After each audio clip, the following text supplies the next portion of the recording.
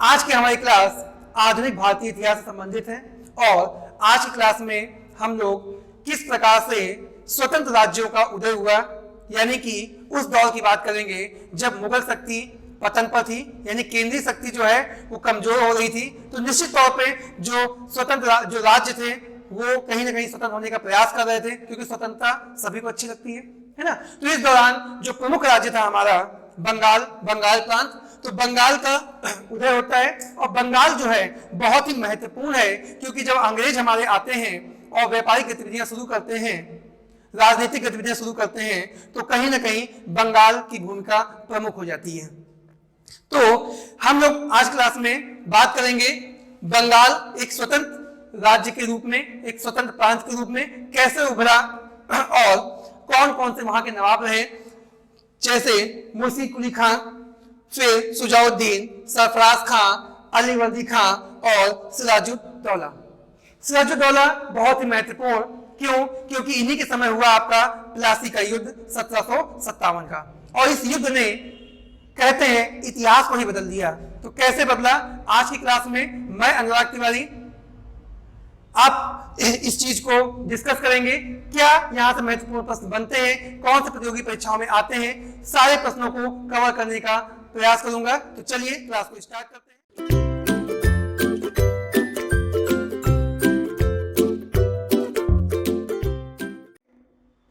पहले जो बंगाल के नवाब वो हैं आपके मुंशी कुली खां, 1713 से लेकर के 1727। निश्चित तौर पे कुछ लोगों के दिमाग में डाउट आ रहा होगा कि सर इससे पहले भी तो बंगाल के नवाब मुंशी कुली खां ही तो थे। तो बिल्कुल आप लोग सही हैं। वास्तव में मुंशी कुली खां को जो बंगाल का नवाब बनाया गया था वो औरंगजेब के द्वारा बनाया गया था। औरंगजेब यानी कि 1700, मैं यहां पर लिख दूं 1701 में। 1701 में औरंगजेब यानी कि जो मुगल बादशाह थे उन्होंने मुंशी कुली खां को बंगाल का नवाब बनाया था। लेकिन उस समय यानी कि जब औरंगजेब जीवित थे तो जो आपकी मुगल शक्ति थी वो बहुत ही मजबूत थी, अपने चरम पे थी। तो कहीं ना कहीं कोई भी जो था उनसे इतर नहीं जा सकता था, स्वतंत्रता की सोच भी नहीं सकता था, है ना। तो 1701 में बनते हैं, लेकिन बंगाल प्रांत जो है वो स्वतंत्रता का अनुभव कब करता है या उसके मन में कब आता है, तो कहीं ना कहीं 1713 का वो दौर था। क्योंकि बहुत ही इंपॉर्टेंट सन है, कई बार पेपर में पूछा गया है और आपको याद होना चाहिए कि 1707 का वो वर्ष था जब मुगल बादशाह औरंगजेब की मृत्यु हो जाती है। औरंगजेब की मृत्यु यानी कि 1707 में औरंगजेब की मृत्यु होती है। और दुर्भाग्य रहा कि औरंगजेब के पश्चात जो भी मुगल बादशाह आए वो इतने कुशल, इतने योग्य नहीं थे कि इतनी बड़ी सत्ता को, साम्राज्य को संभाल पाते, और लगातार मुगल शक्ति जो है वो पतन की ओर गई। यानी कि जो इनके बाद आपके बहादुर शाह प्रथम या अन्य जो भी आए वो उतने अच्छे तरीके से मुगल शक्ति को संभाल नहीं पाए, जैसे कि पहले के शासक, चाहे वो अकबर हो, बाबर हो, हुमायूं हो या औरंगजेब रहे हो, शाहजहां रहे हो, उन्होंने संभाला। ठीक है, और इसी का परिणाम रहा कि जो राज्य थे वो कहीं ना कहीं स्वतंत्रता का प्रयास करने लगे, अपने आप को स्वतंत्र महसूस करने लगे। इसी क्रम में सबसे पहले नाम आता है मुंशी कुली खां का। मुंशी कुली खां से एक प्रश्न बहुत ही अच्छा आता है कि बंगाल की राजधानी मुर्शिदाबाद किसने बनाई? ठीक है, तो नाम से ही क्लियर है, मुंशी कुली खां। मुंशी कुली खां ने बंगाल की जो राजधानी है उसको मुर्शिदाबाद बनाया। उसका नामकरण जो है क्या रखा? मुर्शिदाबाद। ठीक है। हाँ, एक चीज और इंपॉर्टेंट कि मुंशी कुली खां ने बंगाल में टैक्स वसूलने के लिए, कर वसूलने के लिए एक प्रथा चलाई थी, एक नई पद्धति चलाई थी। उस पद्धति का नाम था इजारा व्यवस्था। क्या था? मैं यहीं पे लिख रहा हूं,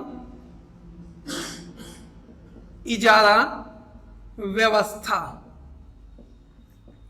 ठीक है, इजारा व्यवस्था को बंगाल में किसने शुरू किया? मुंशी कुली खां ने शुरू किया। क्या थी ये व्यवस्था? तो इस व्यवस्था के तहत जो टैक्स था, जो कर था, उसको ठेके के रूप में ठेकेदारों द्वारा जो है वो वसूला जाता था। ठीक है, यानी कि ठेकेदारों के द्वारा जो टैक्स था, जो रेवेन्यू था, जो कर था, उसको वसूला जाता था, और इसी व्यवस्था को इजारा व्यवस्था कहते थे। ठीक है। इसके बाद में मुर्शीद कुली खां के बाद में इनके दामाद बंगाल के नवाब बनते हैं और वो थे आपके सुजाउद्दीन। सुजाउद्दीन बंगाल के नवाब बनते हैं। जब ये बंगाल के नवाब बनते हैं तो निश्चित तौर पे जो मुगल शक्ति थी वो दिन प्रतिदिन जैसे आप नीचे आगे बढ़ते जाएंगे मुगल शक्ति का पतन होता जाएगा, कमजोर होती जाएगी। मगर ध्यान रखिएगा समाप्त नहीं हो रही है, कमजोर हो रही है ना। तो यहां पे एक बड़ा परिवर्तन होता है कि सुजाउद्दीन को बंगाल के साथ साथ बिहार की भी दीवानी दे दी जाती है, यानी कि बंगाल के साथ बंगाल प्लस बिहार, यानी कि अब जो बंगाल का नवाब होगा है ना वही कौन होगा, बिहार का भी नवाब होगा। निश्चित तौर पे अब क्षेत्रफल जो है बढ़ गया है, बंगाल के साथ बिहार को भी जोड़ दिया गया है। तो इन्होंने सुजाउद्दीन ने क्या किया कि बिहार के लिए एक अलग से नायब सूबेदार का पद बना दिया और एक नए नायब सूबेदार को नियुक्त कर दिया ताकि बिहार का जो रेवेन्यू है, जो कर संग्रह है, जो वहां का शासन प्रशासन है, उसको आसानी से संचालित किया जा सके। और इन्होंने पहला नायब सूबेदार बना दिया किसको, अलीवर्दी खां को।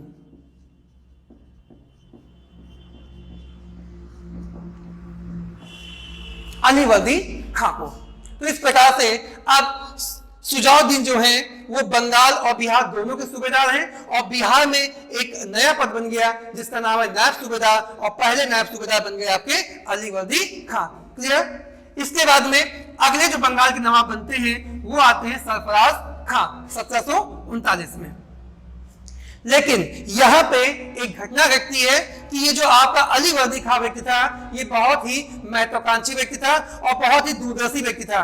ये बहुत भली भांति समझ चुका था कि जो मुगल शक्ति है अब उसमें वो ताकत नहीं रही, वो शक्ति नहीं रही और मैं मुगल शक्ति के साथ बगावत कर सकता हूं और अपने कद को बढ़ा सकता हूं। इसी विचार के साथ में इसने क्या किया, इसने सरफराज खां की हत्या की और स्वयं बन गया क्या, बंगाल का अगला नवाब। यानी कि जो बिहार का नायब सूबेदार था अब वही बन जाता है बंगाल का अगला नवाब। निश्चित तौर पे जो इनका वंश रहा यानी कि जो मुर्शीद कुली खां और जो उनके उत्तराधिकारी थे कहीं ना कहीं जो मुगल शक्ति थी है ना उसके वफादार रहे और जो भी मुगल बादशाह रहे उनको ये जो स्टेप था, जो ये कदम था अलीवर्दी खां का पसंद तो आया नहीं होगा। तो कहीं मुगल बादशाह भड़क न जाए इसके लिए अलीवर्दी खान ने क्या किया, तत्काल प्रभाव से 2 लाख रुपए का नजराना या आज की भाषा में कहें तो 2 लाख रुपए घूस किसको पहुंचा दी, सॉरी 2 लाख नहीं 2 करोड़, ठीक है 2 करोड़ उस समय के हिसाब से काफी ज्यादा है ना। 2 करोड़ की जो घूस थी, 2 करोड़ की जो घूस थी इसने पहुंचा दिया मुगल बादशाह के पास। और मुगल बादशाह भी कौन था उस समय, आप लोग करिए, कमेंट करिए नीचे, बताइए कमेंट बॉक्स में कि 1740 में जब घटना घट रही थी उस समय मुगल बादशाह कौन था। तो उस समय मुगल बादशाह थे आपके मोहम्मद शाह रंगीला। नाम से ही क्लियर है, मोहम्मद शाह रंगीला काफी रंगीन मिजाज के थे और जो अयोग मुगल बादशाहों की लिस्ट है उसमें काफी प्रभाव रखते हैं। तो 2 करोड़ रुपए देकर ही मंत्रमुग्ध हो गए, बोले चलो ठीक है इस बार किया है अगली बार ऐसी गलती मत करना, ठीक है। तो इस प्रकार से अलीवर्दी खान ने मुगल बादशाह को मैनेज कर लिया। अच्छा, इसी समय क्या है कि निश्चित तौर पे मुगल शक्ति का तो पतन हो रहा है लेकिन जो मराठा शक्ति है वो लगातार शक्तिशाली हो रही है, लगातार अपनी ताकत को बढ़ा रही थी। इसी दौरान क्या किया कि जो मराठे थे उन्होंने क्या किया, अलीवर्दी खां को परेशान करना शुरू कर दिया, है ना। अलीवर्दी खां को परेशान करना शुरू कर दिया, छापामार युद्ध करने लगे। इस घटना से परेशान होकर के इसने एक मराठा व्यक्ति बड़े इंपॉर्टेंट है जिनका नाम है रघु जी। क्या नाम है, रघु जी। अलीवर्दी खां रघु जी से मुलाकात करता है और अपनी समस्या को बताया कि कुछ ऐसा करिए कि मराठों से मुझे मुक्ति मिले, मराठे मुझे परेशान ना करें। तो रघु जी के प्रयासों से अलीवर्दी खां और मराठों के बीच में एक संधि हो जाती है। इस संधि के तहत उड़ीसा प्रांत में मराठों को चौथ वसूलने का अधिकार दे दिया जाता है। यानी कि क्या किया, अलीवर्दी खान ने 2 करोड़ रुपए देकर के मुगल बादशाह को मैनेज कर लिया और मराठों के साथ में संधि करके उड़ीसा में उनको चौथ वसूलने का अधिकार दे दिया और इस प्रकार से मराठों को भी उसने मैनेज कर लिया। यानी कि अब इसकी जो गद्दी है वो सेफ है। हाँ, एक चीज और, बड़ा एक फेमस स्टेटमेंट है, बड़ा एक फेमस कथन है, अक्सर एग्जाम में पूछा गया है कि वह कौन सा मुगल शासक रहा या नवाब रहा जिसने अंग्रेजों के संबंध में या यूरोपियों के संबंध में यह कहा था कि अंग्रेज मधुमक्खी के तरीके हैं, अंग्रेज मधुमक्खियों की तरीके हैं, अगर उनको छेड़े नहीं तो वो हमको शहद देंगे और अगर हम उनको छेड़ेंगे तो वो हमें काट काट के मार डालेंगे। तो ये जो स्टेटमेंट है ये अलीवर्दी खां का ही है और इस स्टेटमेंट से, इस कथन से एक चीज और स्पष्ट हो जाती है कि निश्चित तौर पे जब ये बंगाल का नवाब रहा तो इसने क्या किया होगा, अंग्रेजों या जो अन्य यूरोपीय थे, चाहे वो पुर्तगाली हो, चाहे फ्रांसीसी हो, चाहे डच हो, चाहे डेनिश हो, किसी को भी इसने छेड़ा नहीं होगा, है ना। सबके साथ इसने मित्रता का व्यवहार बनाया होगा, मित्र भाव रखा होगा, क्योंकि कहीं ना कहीं अपनी सत्ता को, अपने सिंहासन को बचाना चाह रहा था। तो इसने क्या किया, 2 करोड़ रुपए दिए, मुगल बादशाह मैनेज, मराठों के साथ संधि कर ली और जो भी अंग्रेजी सत्ता थी, जो अंग्रेजी व्यापारी थे या जो भी फ्रांसीसी वगैरह थे, उनके साथ इसने मित्रता का भाव रखा। तो ये थे आपके अलीवर्दी खां और इनके समय का शासनकाल। इसके बाद में अगले आपके आते हैं सिराजुद्दौला। जब सिराजुद्दौला सिंहासन में बैठा तो उसको बड़ा ही कह सकते हैं कि कांटों वाला सिंहासन मिला, क्योंकि जब इस सिंहासन में बैठा तो जो सरकारी खजाना था वो खाली था। उधर जो अंग्रेज थे वो लगातार अपनी गतिविधियों को बढ़ा रहे थे। तो ऐसी दशा में इसको खबर मिलती है कि जो फोर्ट विलियम है आपका, फोर्ट मतलब किला विलियम, ये कहां पे था, ये कलकत्ता में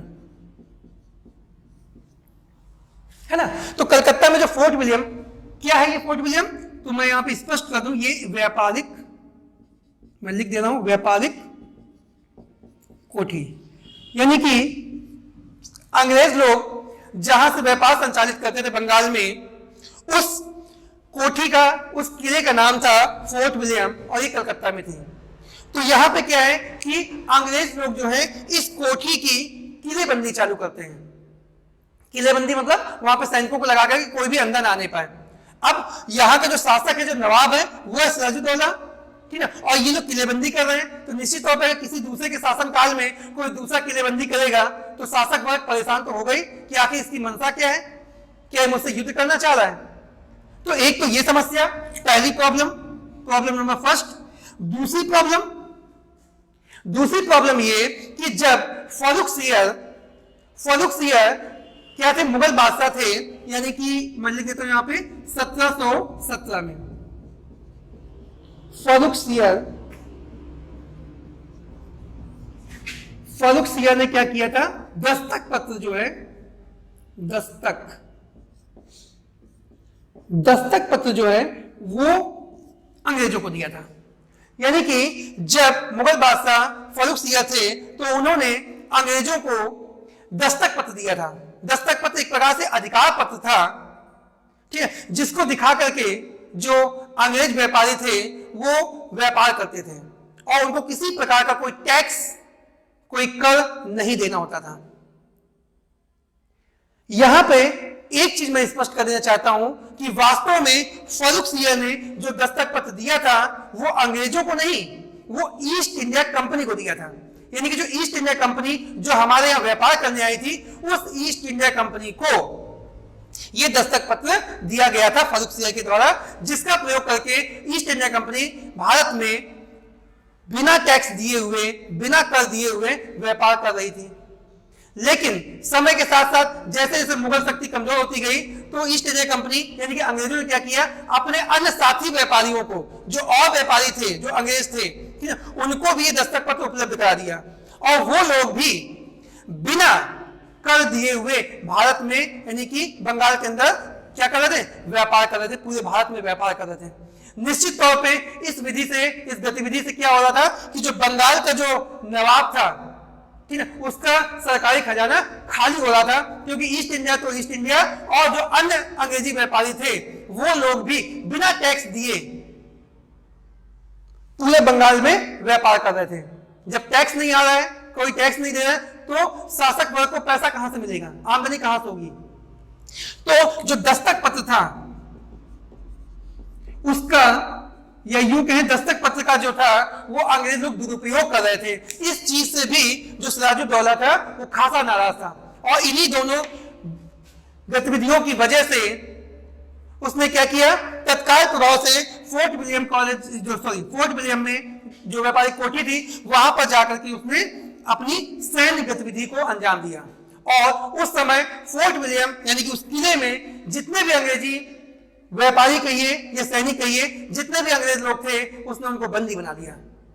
किसने, सिराजुद्दौला ने। और बंदी बना करके एक सकरी काल कोठरी में डाल दिया। अत्यधिक कम जगह होने की वजह से सफोकेशन हुआ, और कई जो अंग्रेज कर्मचारी जो थे उनकी मृत्यु हो गई, है ना। इस घटना की जानकारी कौन देता है, एक अंग्रेज अधिकारी हॉवेल ने इस विषय में जानकारी दी कि किस प्रकार से दम घुट करके कई अंग्रेजों की मृत्यु हुई।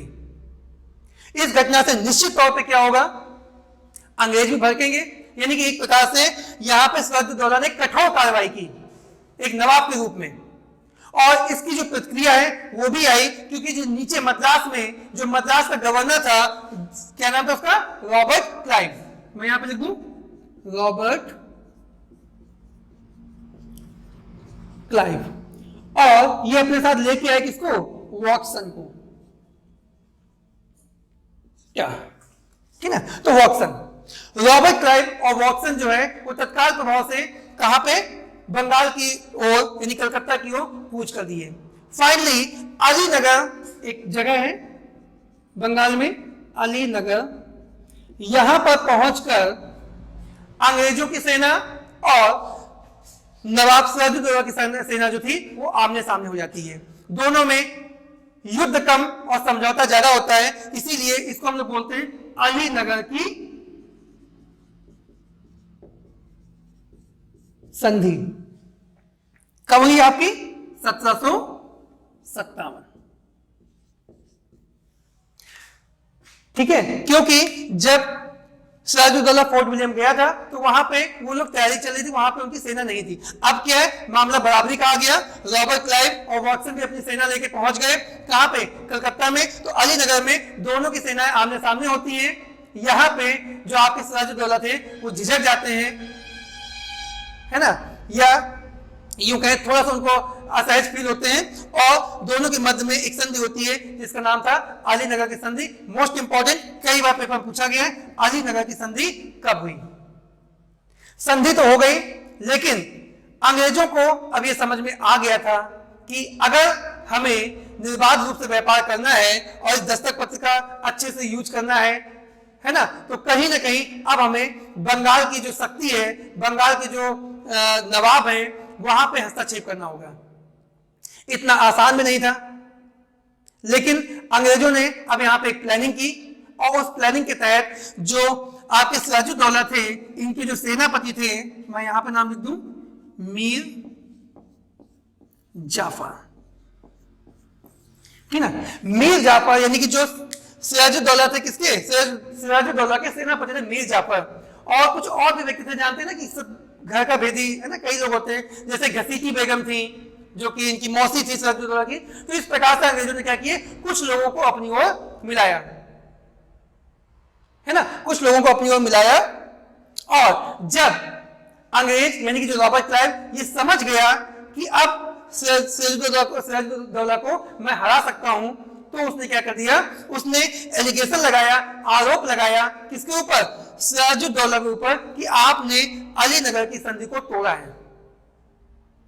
अब जो नवाब था तो समझ नहीं पाया हमने क्या किया है ना। तो क्योंकि भाई संधि हुई है तो संधि, अब आपको युद्ध करना है, अटैक करना है, निश्चित तौर पे आपको सामने वाले के ऊपर आरोप लगाना पड़ेगा। तो अंग्रेजों ने सिराजुद्दौला पे आरोप लगाया कि आपने अलीनगर की संधि का उल्लंघन किया है, आपने फ्रांसीसियों की मदद की है, जबकि इस संधि में स्पष्ट रूप से कहा गया था कि आप किसी भी अन्य यूरोपीय व्यापारियों की मदद नहीं करेंगे। और अंग्रेजों ने कहा था कि बदले में हम फोर्ट विलियम का क्या करेंगे, किलेबंदी, घेराबंदी नहीं करेंगे और हम किसी प्रकार की सैन्य गतिविधियों में इन्वॉल्व नहीं होंगे। तो ये आरोप लगाया गया सिराजुद्दौला पे। और फाइनली महत्वपूर्ण आपको डेट भी याद रखनी है, 23 जून 1757। 23 जून 1757 को प्लासी, है ना, दिख रहा होगा आप लोगों को, मैं ब्रैकेट कर देता हूं। तो 23 जून 1757 को प्लासी में क्या होता है, दोनों की सेनाएं, नवाब और अंग्रेजों की सेनाएं आमने सामने होती हैं। अंग्रेजी सेना का नेतृत्व रॉबर्ट क्लाइव कर रहे थे और सिराजुद्दौला की सेनाएं आपस में युद्ध होता है। और इस युद्ध में जो आपके नवाब सिराजुद्दौला होते हैं वो हार जाते हैं और बंगाल में अंग्रेजी जो सेना थी वो जीत जाती है। निश्चित तौर पे ये जो हार थी इसकी सबसे बड़ी जो वजह थी वो थी आपकी मीर जाफर, क्योंकि मीर जाफर जो है वो अपने नवाब से गद्दारी करते हैं और इसी गद्दारी के चलते, इसी धोखे के चलते यहाँ पे बंगाल का नवाब जो है वो अंग्रेजों से हार जाता है। हाँ, एक और इंपॉर्टेंट पॉइंट, एक बार पेपर पूछा भी गया था कि ये जो प्लासी का युद्ध था 1757 का, ये किस नदी के किनारे हुआ था। तो यहाँ पे आप लोग नोट डाउन कर लेंगे, भागीरथी नदी किनारे जो है ये युद्ध आपका हुआ था, ठीक ना। तो इस युद्ध के साथ ही जो आपका सिराजुद्दौला था वो खत्म हो जाता है ना। निश्चित तौर पे अगला बंगाल का नवाब कौन बनेगा, जिसने धोखा दिया, गद्दारी की, है ना, मीर जाफर। ये भी एक जयचंद, दूसरे जयचंद, है ना, तो ये बनेंगे। तो इस युद्ध में आपने देखा कि किस प्रकार से गद्दारी, धोखे और छल से अंग्रेजों ने बंगाल के नवाब सिराजुद्दौला को पराजित कर दिया। और अब इस युद्ध ने बंगाल की जो शक्ति है, बंगाल का जो संचालन है वो अंग्रेजों के हाथों में ला दिया। इसीलिए इस युद्ध को इतना महत्व दिया गया, क्योंकि ये युद्ध जो है पहली बार अब जो अंग्रेज हैं वो यहाँ पे यानी कि बंगाल में केवल व्यापार नहीं करेंगे बल्कि राजनीतिक गतिविधियों को भी रेगुलेट करेंगे, अपने नियंत्रण में लेंगे। तो कहीं ना कहीं ये युद्ध बहुत ही महत्वपूर्ण हो जाता है। यहां से अब अंग्रेजों के अंदर एक उम्मीद जगती है, एक महत्वाकांक्षा जगती है कि अगर हम बंगाल को कब्जा कर सकते हैं तो हम अन्य जो प्रांत हैं उनको भी कब्जा कर सकते हैं और धीरे धीरे हम पूरे भारत को भी कब्जा कर सकते हैं। यहीं से अंग्रेजों के दिमाग में निश्चित तौर पे बीज आया होगा और वही आगे चल के हम लोग देखते हैं। तो आज क्लास में इतना ही। अगली क्लास में हम लोग देखेंगे कि किस प्रकार से अंग्रेजों के द्वारा आगे बंगाल के जो नवाब होंगे वो नियंत्रित किए जाएंगे और कैसे वहां का शासन प्रशासन चलाया जाएगा। धन्यवाद।